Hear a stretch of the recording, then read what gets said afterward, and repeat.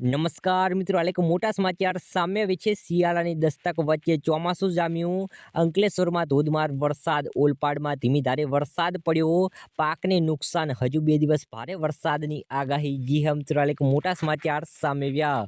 હવામાન વિભાગ દ્વારા ગુજરાતના અનેક જિલ્લામાં કમોસમી વરસાદ પડવાની આગાહી વ્યક્ત કરવામાં આવી હતી, જેના ભાગરૂપે આજે વહેલી સવારે દક્ષિણ ગુજરાતના અનેક વિસ્તારોમાં વરસાદી માહોલ જોવા મળ્યો હતો.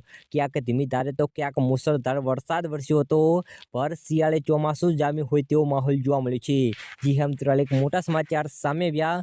રાજ્યના હવામાન વિભાગ દ્વારા આજથી 27 નવેમ્બર સુધી એમ 3 દિવસ રાજકોટ સહિત સૌરાષ્ટ્રમાં વરસાદ પડવાની સંભાવના વ્યક્ત કરાઈ છે. એને લઈને રાજકોટ માર્કેટ યાર્ડના તંત્રે આજથી 3 દિવસ મરચા મગફળીની આવક બંધ કરવાનો નિર્ણય લેવાયો છે. જ્યારે જૂના માર્કેટ યાર્ડમાં શનિ રવિ ડુંગળીની આવક બંધ કરવામાં આવી છે. જી હા મિત્રો, એક મોટા સમાચાર સામે આવ્યા. હવામાન વિભાગની આગાહી મુજબ આજે દક્ષિણ ગુજરાતના વાતાવરણમાં અચાનક પલટો જોવા મળ્યો હતો. વહેલી સવારે દક્ષિણ ગુજરાતના જુદા જુદા વિસ્તારમાં વરસાદી ઝાપટા પડ્યા હતા. સુરત જિલ્લાના ઓલપાડ તાલુકાના અનેક ગામોમાં ધોધમાર વરસાદ પડ્યો હતો. તો અંકલેશ્વર જિલ્લાના અનેક ગામોમાં મુશળધાર વરસાદ પડ્યો હતો. ધોધમાર વરસાદને પગલે ભર શિયાળે જાણે ચોમાસું જામ્યું હોય તેવો માહોલ જોવા મળ્યો હતો.